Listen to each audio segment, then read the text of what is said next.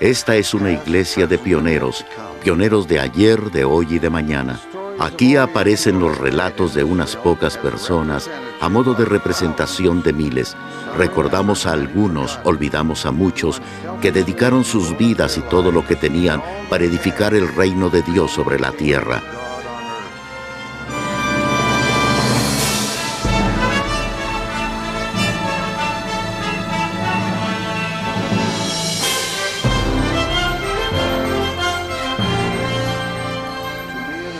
Siempre me ha asombrado que en una época en la que estaban luchando por establecerse en estos valles entre las montañas, pusieran la prédica del Evangelio en primer lugar por encima de todo. Hicieron a un lado los demás factores como la comodidad y el bienestar de sus familias y su paz y su seguridad para ir a tierras lejanas a proclamar el Evangelio del Señor resucitado. A lo largo de las llanuras entre las montañas del oeste y los ríos Missouri y Mississippi, había dos grupos de santos de los últimos días yendo en direcciones opuestas. Los misioneros que iban a los estados del este y a Europa se cruzaban con los conversos que se recogían en la Sion del oeste provenientes de esas tierras. También había un continuo movimiento de élderes hacia el oeste y a través del Pacífico en viaje a Hawái e incluso a China, Siam, Ceilán y la India. Todo esto formaba parte de la gran visión de un estandarte a las naciones, y así ha continuado desde entonces y continúa en la actualidad a pasos agigantados. La iglesia se ha ido extendiendo por todo el mundo de manera fantástica y maravillosa, y la historia de su crecimiento y expansión es la historia de Dios obrando en su majestad y poder.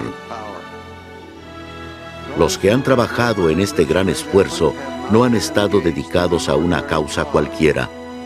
Es la causa de Cristo. En verdad es el plan y la obra de Dios, nuestro Padre eterno, y tiene que ver con todos sus hijos.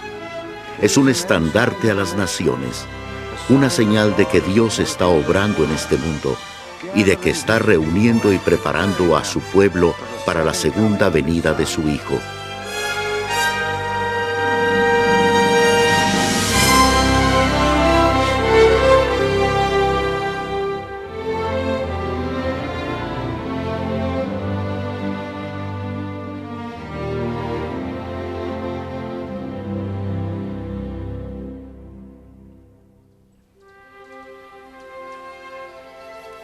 En abril de 1834 llegué a Kirtland, Ohio, como un miembro recién bautizado. Esa fue la primera vez que vi al profeta José Smith. Nos conocimos por casualidad y me invitó a su casa. A la noche siguiente, el profeta pidió a todo el sacerdocio que se reuniera con él en una escuela. Era pequeña, pero suficiente para albergar a todos los poseedores del sacerdocio de la Iglesia de Jesucristo de los Santos de los Últimos Días que estaban en Kirtland. Esa fue la primera vez que vi a Oliver Cowdery y que lo oí hablar. La primera vez que vi a Brigham Young y a Heber C. Kimball. El profeta pidió a los presentes que compartieran su testimonio de esta obra, y así lo hicieron los anteriormente nombrados, al igual que muchos otros. Cuando finalizaron, el profeta dijo: «Hermanos, me he sentido enaltecido e instruido por vuestros testimonios, pero deseo deciros delante del Señor que, concerniente a los destinos de esta iglesia y reino, no sabéis más de lo que sabe un infante que está en brazos de su madre. No lo comprendéis. No veis aquí esta noche más que un puñado de poseedores del sacerdocio, pero esta iglesia llenará América del Norte y del Sur, llenará toda la tierra».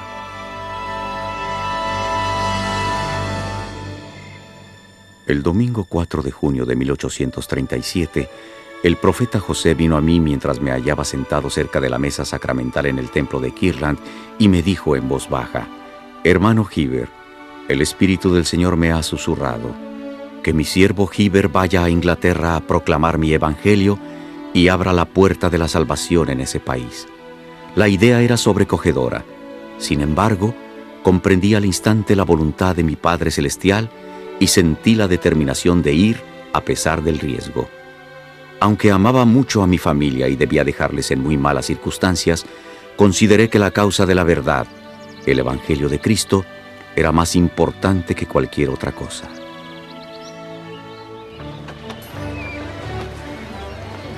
El 1 de julio de 1837, Heber C. Kimball y 6 compañeros más embarcaron en el carguero Garrick y partieron hacia la primera misión de la historia de la Iglesia fuera de los Estados Unidos. 3 semanas más tarde llegaron a Liverpool, el puerto principal de la que entonces era la nación más poderosa de la tierra. Los misioneros sintieron la inspiración de viajar hacia el norte, hasta Preston, donde se les invitó a dirigir la palabra a la congregación del reverendo James Fielding, hermano de Joseph Fielding, uno de los compañeros de Heber. El domingo 23 de julio la capilla de Vauxhall estaba abarrotada cuando el elder Kimball se levantó y declaró que un ángel había regresado a la tierra con la plenitud del Evangelio sempiterno. Habló sobre la fe, el arrepentimiento, el bautismo, y relató brevemente la obra que el Señor había comenzado en los últimos días. Entonces Orson Hyde se levantó y dio su testimonio. Heber escribió en su diario: «Tuvo un gran efecto en la congregación. Clamaron gloria a Dios al pensar que el Señor les había enviado a sus siervos». El reverendo Fielding les invitó a hablar otra vez esa misma tarde y de nuevo el miércoles siguiente. La gente prestó la más profunda atención, registró Joseph Fielding. El elder Kimball escribió: «El poder de Dios descansó sobre los presentes y muchos se compungieron de corazón». 9 pidieron ser bautizados. El domingo 30 de julio, por la mañana temprano, los misioneros y sus conversos se dirigieron a orillas del río Ribble. Había mucha gente paseando por un parque cercano, y cuando corrió la voz de que iba a celebrarse un servicio bautismal, se estima que entre 7 y 9 mil personas se reunieron para mirar. Esa primera misión de los élderes Heber C. Kimball y Orson Hyde fue sorprendente. En casi 9 meses se unieron a la iglesia cerca de 1,600 conversos de Preston, Inglaterra y sus alrededores. La gente cultivó un amor, un afecto y una confianza verdaderamente increíbles por esos apóstoles que estaban en Inglaterra en aquella época. Mi bisabuelo se unió a la iglesia en Suiza en 1856 y vino hasta aquí con un grupo de miembros suizos en 1861. Una vez dijo que una de las razones por las que había venido era porque quería estar, junto con su familia, en la compañía de apóstoles y profetas. Miles de personas se unieron a la iglesia de 1848 a 1850. En 1851, solamente en Gran Bretaña, había más de 30,000 miembros dentro de lo que eran los límites de la misión británica. Imagínense, el doble de miembros que en los Estados Unidos y Canadá juntos. Algunos dijeron que estaban convirtiendo a lo más bajo de la sociedad. Pero creo que fue en la década de 1860, cuando el Amazon estaba a punto de zarpar, que Charles Dickens se acercó a los muelles y dijo cosas maravillosas después de hablar con esa gente.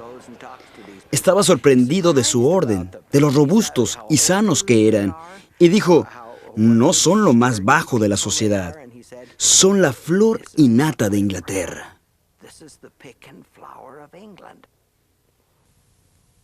La proclamación del Evangelio se extendió desde Gran Bretaña hacia el resto del continente europeo. Entre 1840 y 1888, y bajo la dirección de la primera presidencia, se introdujo el Evangelio en otros 15 países de Europa. Y aunque la gente se convertía en esos países, la obra proselitista del siglo XIX en el Viejo Mundo era difícil y arriesgada. A pesar de eso, los misioneros nunca se dieron por vencidos. En Dinamarca hubo una abundante cosecha de almas entre 1850 y 1870. En 1870 se otorgó la libertad religiosa en Noruega y en Suecia, y la iglesia creció. La misión escandinava fue la segunda más poderosa después de la británica. No es exagerado destacar el valor que tuvieron esos conversos europeos en la iglesia, ya que proporcionaron la base sobre la cual se edificaría el reino. Y por otro lado, fueron ellos mismos los que lo edificaron. Después de recorrer las misiones de Europa en 1862, El elder George Q. Cannon, él mismo un converso de Inglaterra, escribió: de cada nación en la que se está predicando el Evangelio, el Señor está reuniendo a un pueblo al que convertirá en el poder más grande que jamás haya existido sobre la tierra.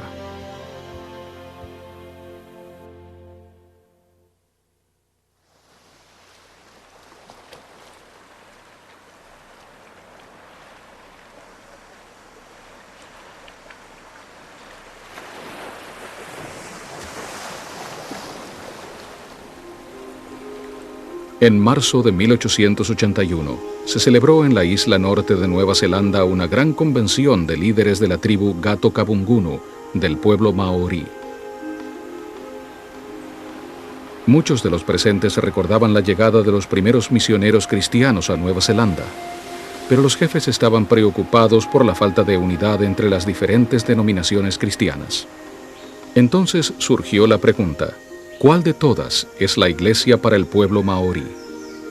Después de mucho discutir, se llevó el problema ante el jefe más sabio y respetado, el anciano Paora Potangaroa. Su respuesta fue una palabra: Taehoa, esperen. El anciano jefe se dirigió a su hogar no muy lejos de allí, y durante 3 días ayunó, oró y meditó. Cuando regresó, habló a su pueblo. Amigos míos, dijo, la iglesia para el pueblo maorí no está todavía entre nosotros, pero la reconocerán cuando venga. Sus misioneros viajarán en parejas, vendrán del sol naciente, nos visitarán en nuestros hogares, aprenderán nuestro idioma y nos enseñarán el evangelio en nuestra lengua, y cuando oficien levantarán la mano derecha. No hay lugar a dudas en cuanto a la autenticidad de las profecías hechas por Potangaroa. Era un hombre bien conocido en su época, al igual que las profecías de otros 4 Tohunga o sacerdotes maoríes. No es de extrañar que los misioneros fueran tan bien recibidos por ese pueblo. 8 años después de la llegada de los primeros misioneros había 70 ramas maoríes. En 1892, el 10% de todos los maoríes eran santos de los últimos días. Pero los orígenes de la iglesia en el Pacífico se remontan a mucho antes. En 1843, el profeta José Smith llamó a 4 élderes a servir en una misión a las islas del Pacífico.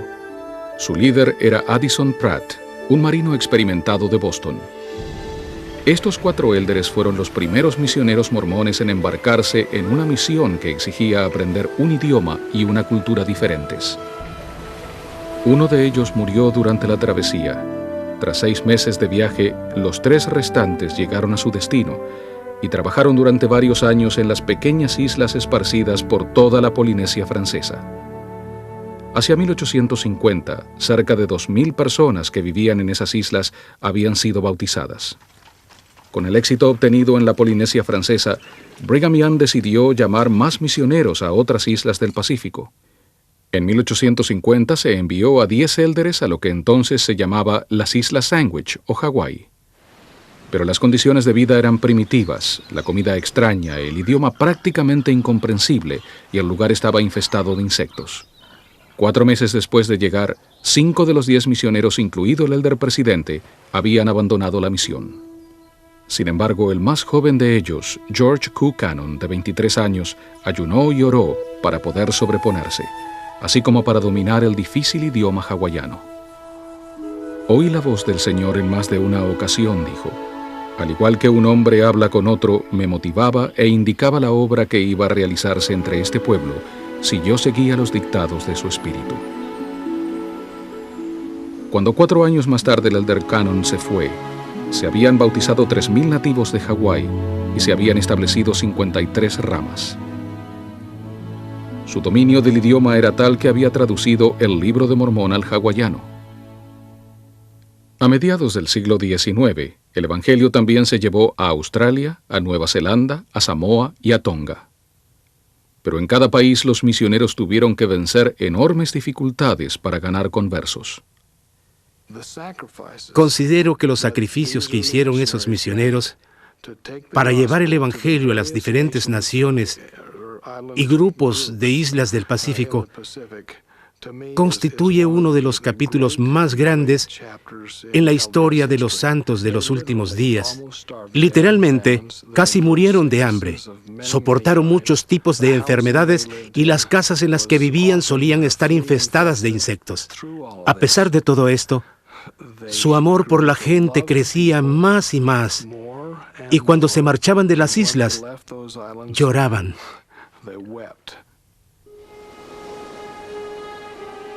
11 de octubre de 1915. Celebramos la conferencia de la Rama y Coero. Fue glorioso. Casi todos los santos derramaron lágrimas. Sus corazones rebosaban de gozo. Todo el pueblo nos acompañó hasta la playa para vernos partir y cantaron: "Para siempre Dios esté con vos". Muchos lloraban. Me dolía dejarlos, pues me sentía muy unida a esa gente. Desde mis primeros días de misionero entre los habitantes de la Polinesia, he sentido un profundo amor y aprecio por ellos. Parecen tener un sentimiento innato de la verdad y las cosas de Dios. Son gente de fe y amor. Son verdaderos discípulos de Cristo.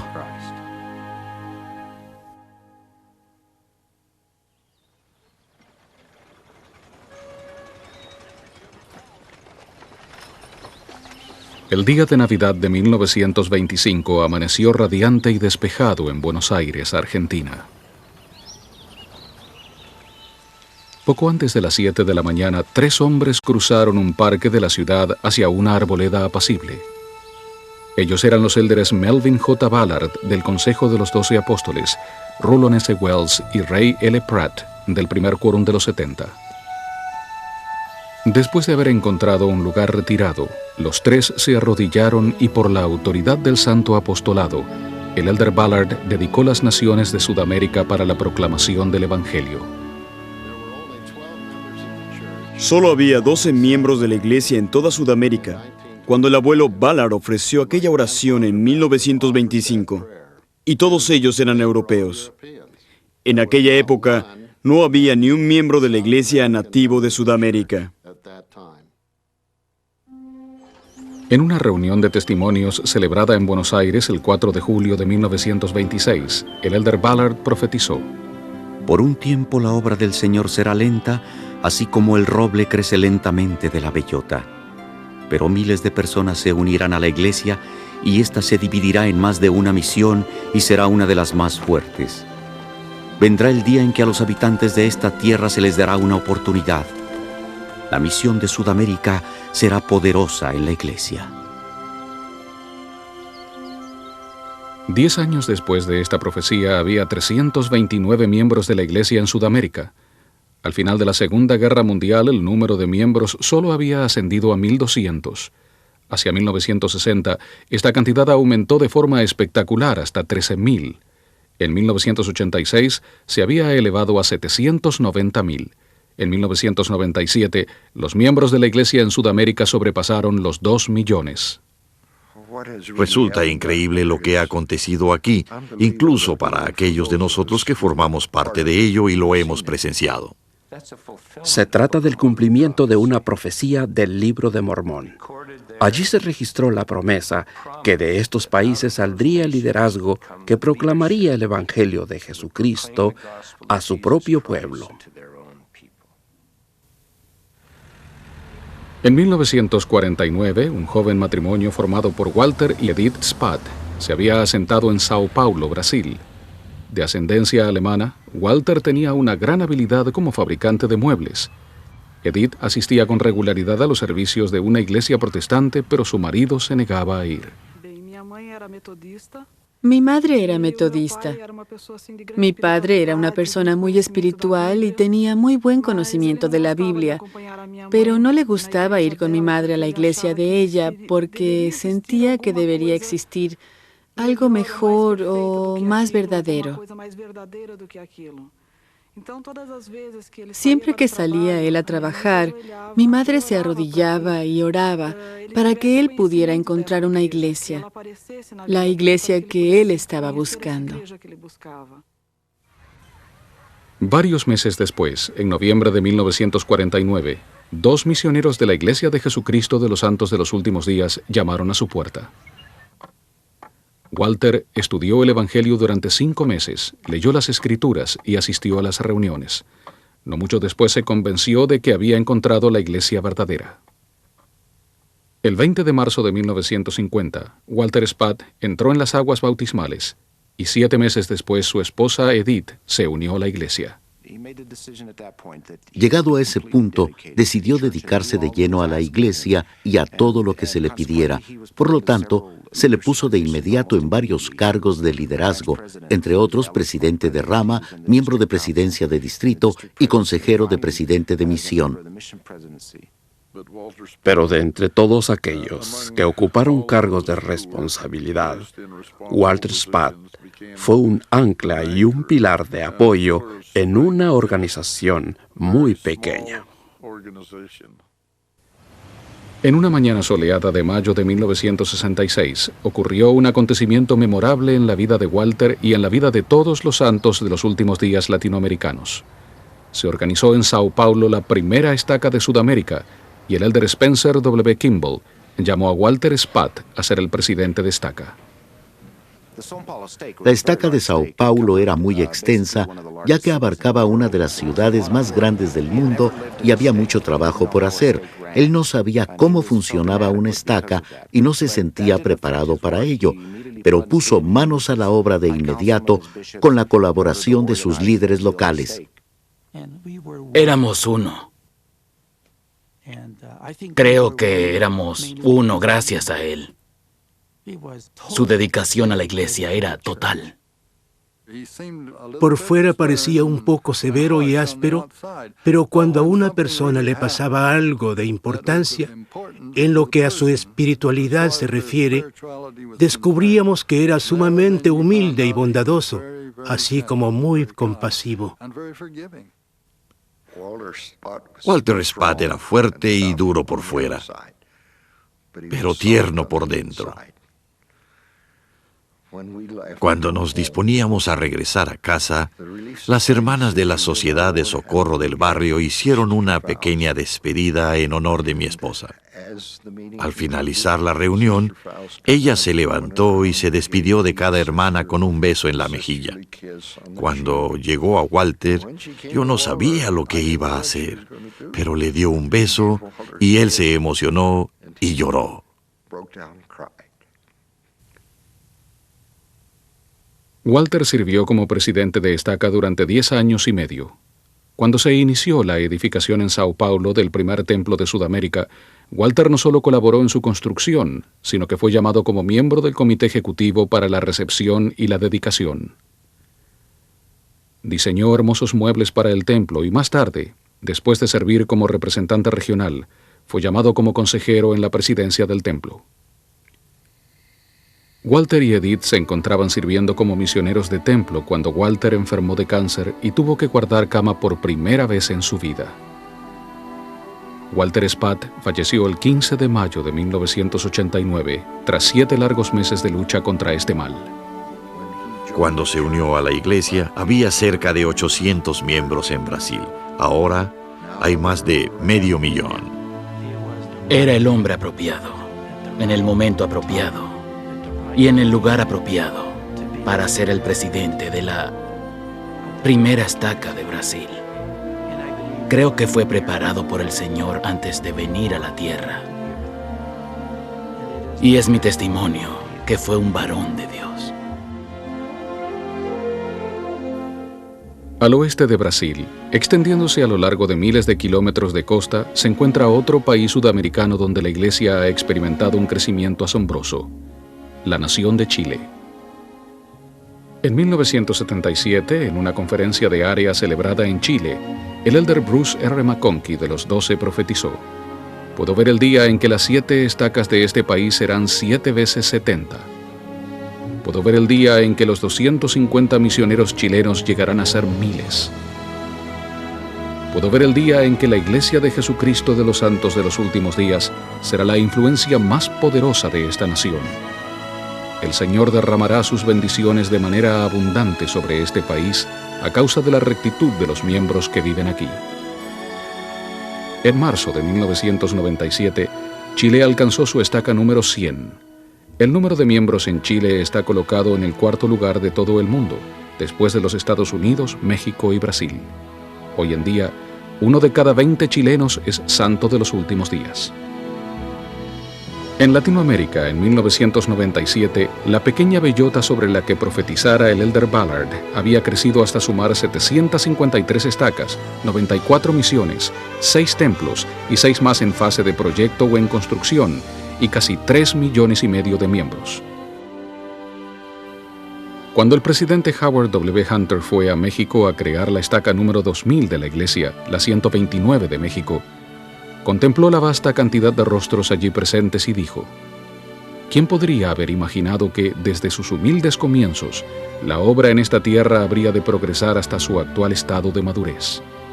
El Señor, por medio de sus siervos, ha realizado este milagro. Las promesas hechas a Lehi y a sus hijos, concernientes a su posteridad, se han cumplido y se siguen cumpliendo.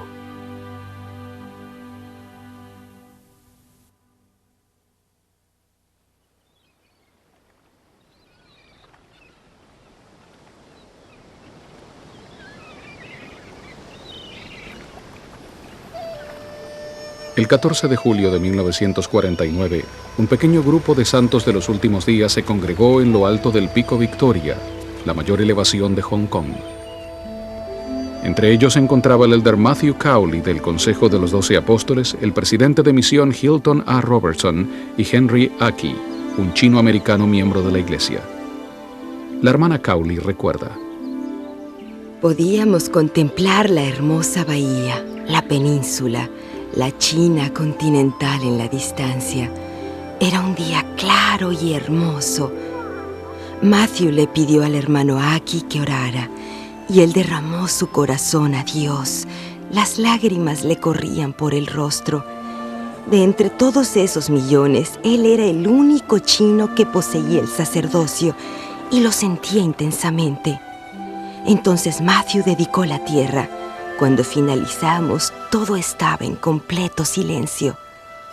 El Espíritu Santo nos envolvió entre sus brazos y Matthew dijo: percibo que este pueblo de Oriente aceptará el Evangelio con rapidez y que a su debido tiempo habrá un templo construido al Altísimo.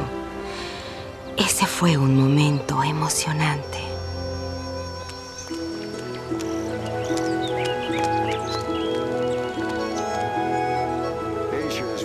Asia es una de las zonas más importantes del mundo y está en continua expansión. La mitad de la población del planeta vive ahí. Para los santos de los últimos días, Asia ha sido desde el principio una parte importantísima del mundo y, a la par, quizás, la más desafiante. La obra en Asia empezó lentamente, pero el Señor lo tenía todo perfectamente programado. Llegado el momento, Él derramó su espíritu sobre la gente y ellos respondieron de manera maravillosa y admirable. En 1946, un joven científico coreano, Kim Ho-jik, trabajaba en un laboratorio de investigaciones agrícolas cerca de Seúl. Su trabajo consistía en descubrir la forma de mejorar la calidad de la nutrición en la dieta coreana.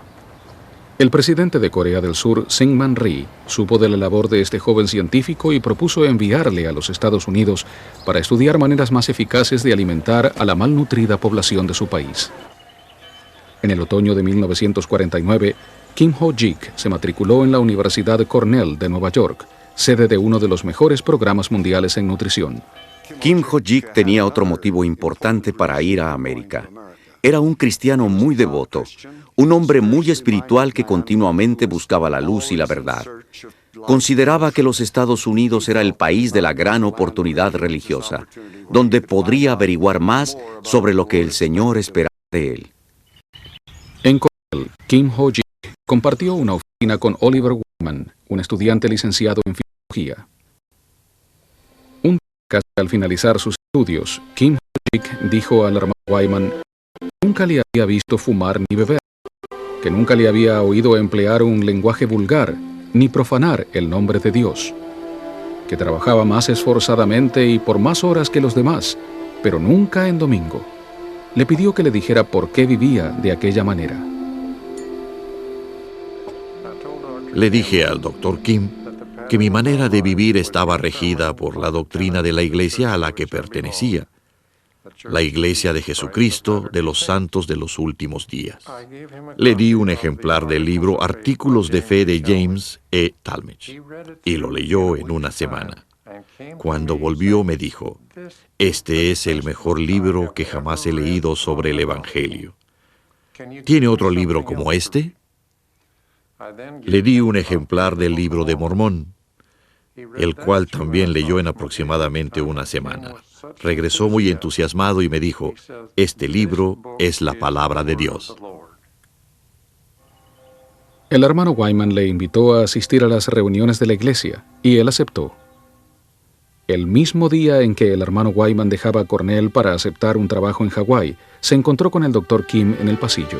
El hermano Wyman se sintió motivado a preguntarle si sabía por qué había salido de Corea para ir a los Estados Unidos.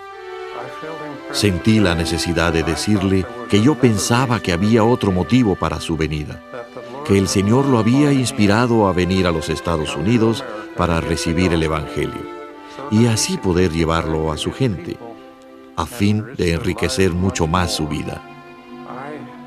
Nunca había sentido el Espíritu con tal fuerza como aquel día. Fue como si estuviera suspendido en el aire y supe que lo que le había dicho era verdad. Oliver Wyman no volvió a ver a Kim Ho-jik, pero salió de Nueva York con la certeza de que el Espíritu había tocado a su amigo. Pude ver un cambio en su apariencia, dijo. La opinión de Kim Ho-jik había cambiado y ahora estudiaba el Evangelio con una intensidad renovada. Tenía verdadera hambre y sed de las cosas que le enseñábamos. Cuando le dábamos las lecciones que se empleaban en la misión de los estados del este, volvíamos para hacer un repaso. Tan pronto como se daba cuenta de que íbamos a repasar materia ya dada, levantaba la mano con rapidez y decía, no lo hagan, ya he aceptado eso. Continuemos, queda poco tiempo. El 29 de julio de 1951, en el río Susquehanna, cerca de Harmony, Pensilvania, fue bautizado el primer santo de los últimos días coreano del que se tenga constancia. Al salir del agua, el hermano Kim oyó una voz, cuyas palabras escribió en la contraportada de sus escrituras. «Pastorea mis ovejas, pastorea mis ovejas». Entretanto, a miles de kilómetros de allí, la patria del hermano Kim yacía destruida por la guerra. Corea del Norte había invadido el sur, reduciendo las ciudades y las industrias a escombros. Habían muerto miles de personas y hambrientos refugiados vivían en chozas improvisadas. En estas condiciones el hermano Kim regresó a su hogar y tomó sobre sí la comisión del Señor de apacentar sus ovejas. El hermano Kim comenzó de inmediato a compartir el Evangelio con todos los que podía. Tanto en su vida pública como privada, era un misionero apasionado. Llevó el Evangelio a un buen número de jóvenes estudiantes coreanos y no pasó mucho tiempo hasta que un grupo de conversos e investigadores empezó a reunirse los domingos y él enseñaba la clase de la escuela dominical. Entretanto, con un doctorado en Cornell, el hermano Kim comenzó a prosperar en los círculos gubernamentales y educativos. Fue nombrado presidente de la escuela universitaria Hong-ik y luego representante principal de Corea ante la UNESCO. Poco tiempo después, llegó a ser director del Ministerio de Educación de Seúl y acabó siendo viceministro de Educación de la República de Corea, un puesto al mismo nivel del gabinete de gobierno. Entregó personalmente una propuesta ante el gobierno para lograr el reconocimiento oficial de la Iglesia en Corea. Debido a un falso concepto, la admisión de tal solicitud se consideraba imposible, pero con el respaldo del Dr. Kim se aceptó.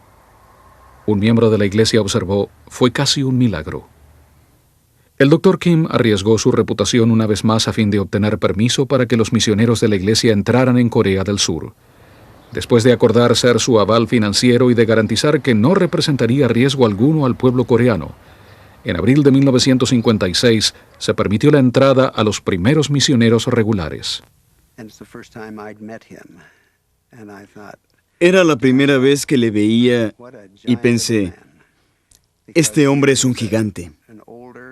Allí estaba un caballero coreano, un hombre mayor de gran prestigio, rodeado de un grupo de jóvenes estudiantes, algunos de ellos universitarios, pero la mayoría en edad de enseñanza media, que habían ido a recibir a los misioneros a su llegada. Conociendo la importancia que se da en Corea a la posición social, me dije, este tiene que ser un gran hombre si está dispuesto a arriesgar su reputación en favor de la iglesia. Solíamos decir a todo el que podíamos que él era nuestro presidente de distrito. Todos le conocían y no solo eso, sino que tenían un concepto elevado de él.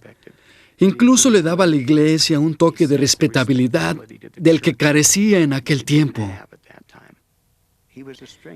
Él fortalecía a los misioneros. Nunca temíamos, porque el Dr. Kim estaba siempre ahí, cerca de nosotros. La comida escaseaba. Eran tiempos difíciles, pero él solía darnos de comer a menudo.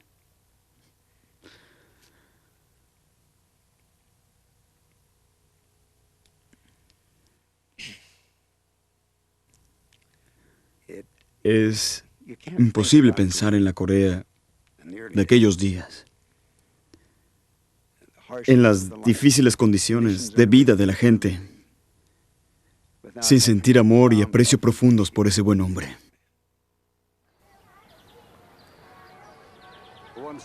Un domingo en el que el Dr. Kim estaba enseñando su clase de la escuela dominical en Seúl, llegó un mensajero del presidente de la nación, Syngman Rhee, y le dijo que éste quería verle de inmediato. Recuerdo que yo estaba sentado en la primera fila. Dos hombres muy distinguidos entraron. Le hablaron en voz baja y le pidieron que fuese con ellos. El hermano Kim les dio las gracias y añadió, cuando termine mi clase, tendré mucho gusto en acompañarles. Aquellos hombres se fueron muy molestos. En ese mismo momento, sentí algo en mi corazón. Este gran maestro cree que compartir el Evangelio es sumamente importante. El hermano Kim continuó trabajando con un sentido de urgencia en favor de su país y de su iglesia. Más tarde, en agosto de 1959, un amigo notó que parecía extrañamente cansado. En menos de un mes, y a los 54 años, fallecía a causa de un ataque cardíaco. La mayoría de los presidentes de las universidades del país fueron a presentar sus respetos y casi todos coincidieron en que el Dr. Kim les había invitado alguna vez a ir a la iglesia. El Dr. Kim Ho-jik fue miembro durante solo 8 años. Pero el impacto que tuvo en la iglesia fue inmenso. Hoy en día, tenemos en Corea 16 estacas y un templo del Señor. Hay coreanos que están nutriendo y dirigiendo la iglesia, lo cual es uno de los mayores milagros en la historia de esta. Los miembros de la iglesia en Corea no han olvidado nunca al Dr. Kim. Hay segundas y terceras generaciones de niños que conocen a Kim Ho-jik como su primer elder. Podríamos llamarle el fundador de la iglesia en Corea.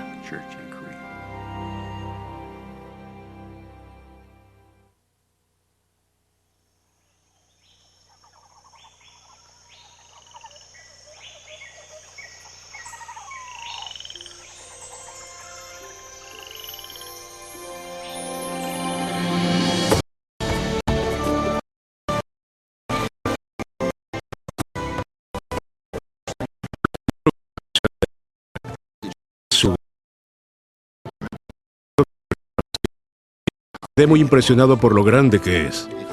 Abarca casi la quinta parte de la superficie de toda la Tierra.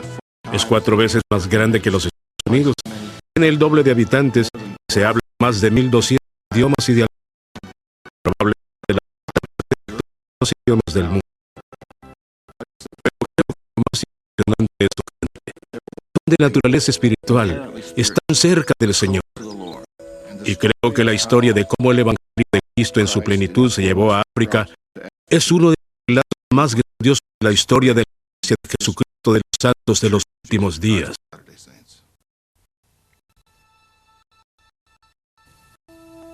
En 1965, un maestro de escuela llamado Anthony Obina vivía y trabajaba en el pueblo de Abombise, en el sur de Nigeria. Una noche, Anthony tuvo un sueño excepcional que acabaría por cambiar el curso de su vida. Me visitó un hombre alto y majestuoso que llevaba un báculo en la mano derecha. Me llevó a uno de los edificios más hermosos.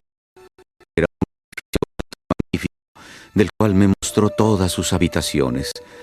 Pocos años después, volví a tener el mismo sueño y se me mostró el mismo edificio. Entonces vio la guerra civil de Nigeria y un día, mientras estaba confinado en casa, tomé un ejemplar antiguo de las lecciones del Reader's Digest de 1958. En su interior había un artículo sobre la Iglesia de Jesucristo de los santos de los últimos días. Delante de mis ojos estaba el hermoso edificio que había visitado en mi sueño. Todo mi ser cobró fuerzas y energía. Salí inmediatamente para contárselo a mis hermanos, los cuales quedaron maravillados al escuchar el relato. Anthony escribió a Salt Lake City y recibió un ejemplar del Libro de Mormón y varios folletos, pero cuando supo que no había planes inmediatos de organizar la iglesia en Nigeria, quedó profundamente decepcionado. Negándose a perder la esperanza, continuó estudiando y compartiendo el Evangelio. Durante más de 10 años escribió cartas en las que solicitaba que se enviaran misioneros a Nigeria para enseñar y bautizar a su pueblo. En 1976 volvió a escribir a las oficinas generales de la iglesia. No estamos desanimados, sino que continuaremos en la práctica de nuestra fe, la cual sabemos que es verdadera. Tenemos mucho optimismo en que nuestro Señor Jesucristo hará posible que en el futuro tengamos la iglesia entre nosotros.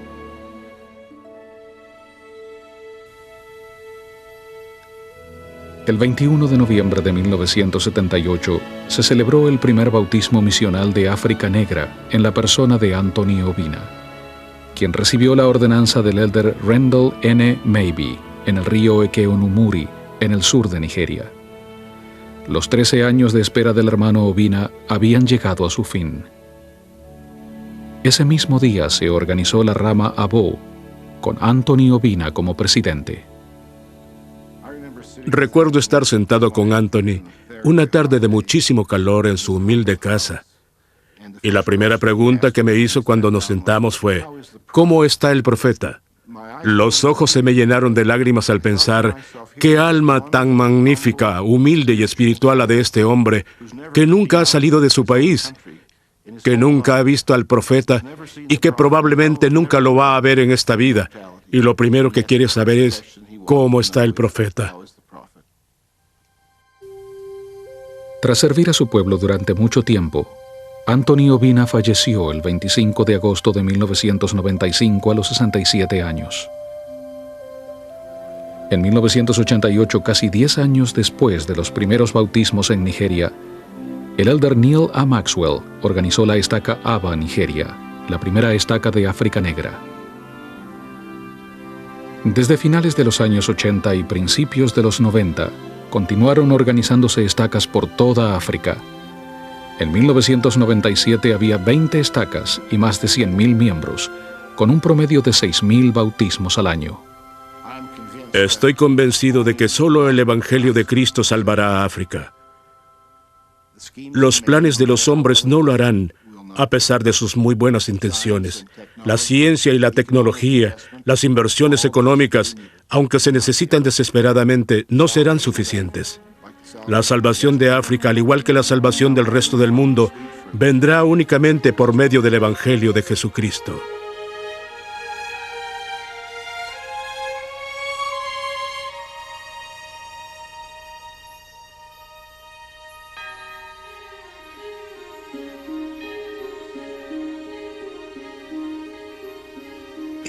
¿Hay para Dios alguna cosa difícil? Él abrirá las puertas y permitirá que se predique el Evangelio. Tengo gran fe en ello. En estos momentos, hay miles de personas delante del muro en la puerta de Brandeburgo. A pesar de la lluvia, la multitud está celebrando el reencuentro de la ciudad y de un pueblo. Los años de un dominio político y de ateísmo nunca destruyeron el deseo de creer que anidaba en el corazón de los europeos del Este. Un deseo de hacer lo que es justo, de servir, de tener familias afectuosas y amorosas. Todo lo que el Evangelio representa en su máxima expresión. A medida que los misioneros traían el mensaje a los habitantes de la Europa Oriental, estos respondían rápidamente. El crecimiento es maravilloso y la asistencia a todas las ramas de la iglesia en esta parte de Europa es elevada. Pero no siempre fue así.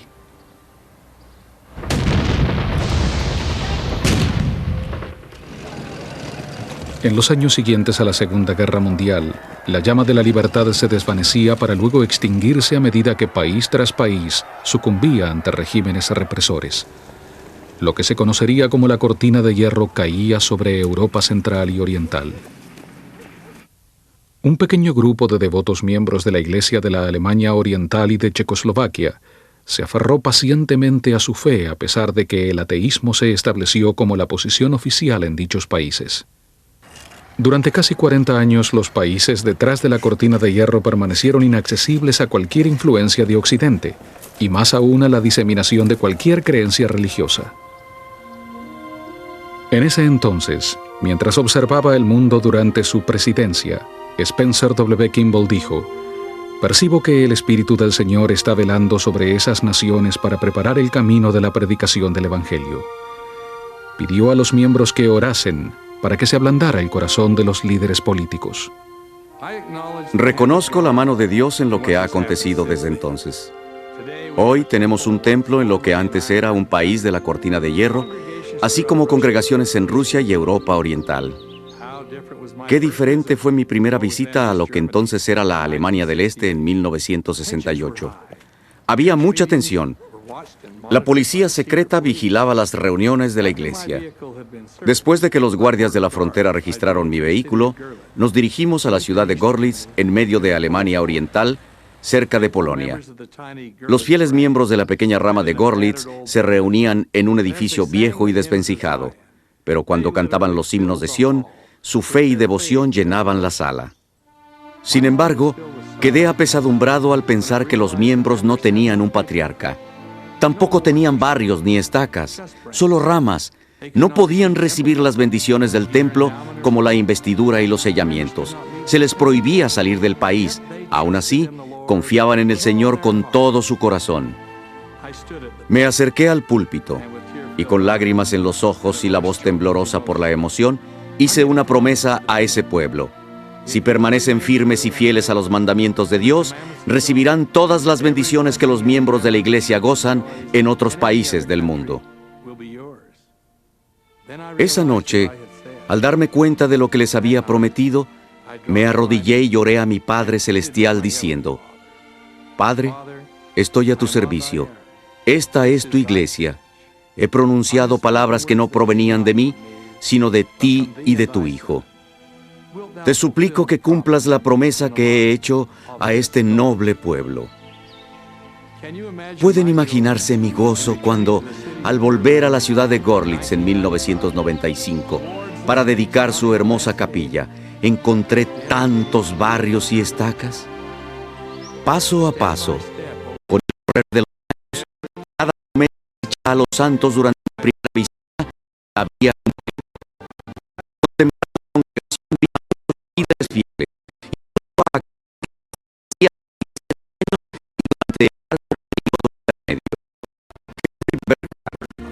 Walter Krause, Gottfried Richter, Hans Ringer y muchos otros lo dieron todo a esta gran causa. Fueron verdaderos pioneros porque fueron delante, mostrándole a los demás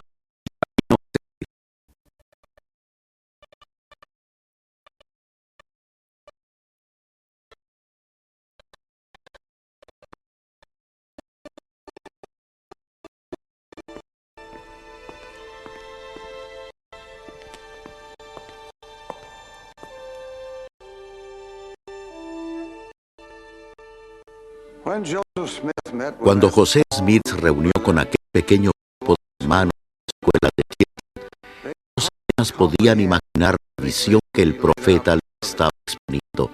Pero a pesar de ser apenas un puñado de miembros, el profeta conocía el destino de esta iglesia. Y lo que vemos con su crecimiento y expansión por todo el mundo es evidencia de que él fue un profeta de Dios. Últimamente he estado mucho entre nuestros miembros. Durante los viajes de los 2 últimos años, he participado en muchas reuniones con más de 1 millón de santos en los últimos días en 38 países diferentes. En el otoño de 1995 regresé a Gran Bretaña, la tierra en la que serví como misionero cuando era joven. Nos reunimos con los miembros y los misioneros y volvimos a dedicar la capilla de Hyde Park en Londres, que había sido restaurada hacía poco. En mayo de 1996 llegamos a Asia y en 18 días visitamos 7 países. Nos reunimos con más de 75,000 santos de los últimos días y dedicamos el templo de Hong Kong. ¡Qué acontecimiento tan significativo! Una de nuestras últimas paradas la hicimos en Manila, Filipinas, donde nos reunimos con cerca de 35,000 miembros en un enorme pabellón deportivo, en lo que probablemente fue la mayor reunión de santos de los últimos días bajo un mismo techo. Al entrar no pude contener las lágrimas. Considero un privilegio haber participado en la apertura de la obra misional de esta tierra en 1961. En aquel momento no teníamos edificio de ninguna clase. Tan solo había un miembro nativo de la iglesia del que tengamos conocimiento. Volver y ver que hay 46 estacas y un templo en Filipinas es un milagro que el Señor ha realizado en esa parte del mundo. Al regresar de Asia salimos hacia Europa para la ceremonia de la palada inicial del Templo de Madrid. ¡Qué gente tan fiel hay allí! Casi 2,000 personas se dieron cita para tan sagrado acontecimiento. En noviembre viajamos a Sudamérica y fuimos testigos de la fe y dedicación de nuestro pueblo en 6 países. En Bogotá, Colombia, visitamos el predio en el que se está edificando una nueva casa del Señor. Celebramos reuniones en Perú, Chile y Argentina, y empezamos la construcción de templos en Bolivia y Brasil. El número de miembros de la iglesia ha sobrepasado los 2 millones en Sudamérica, y este es solo el comienzo de lo que va a acontecer. Al contemplar las expresiones de los santos de los últimos días en todo el mundo, me siento humilde, pues me doy cuenta de que estoy presenciando un milagro. Cada uno de nosotros tiene una responsabilidad en esta, la causa principal de la tierra. Su doctrina viene por revelación, su sacerdocio ha sido conferido de los cielos. Es literalmente la pequeña piedra del sueño de Daniel, que fue cortada del monte no con mano para rodar hasta que llene toda la tierra. Tal y como escribiera el profeta José Smith en 1842, el estandarte de la verdad se ha izado. Ninguna mano impía puede detener el progreso de la obra. Las persecuciones se encarnizarán, el populacho podrá conspirar, los ejércitos podrán juntarse y la calumnia podrá difamar. Mas la verdad de Dios seguirá adelante, valerosa, noble e independiente, hasta que haya penetrado en todo continente, visitado toda región, abarcado todo país y resonado en todo oído, hasta que se cumplan los propósitos de Dios y el gran Jehová diga que la obra está concluida.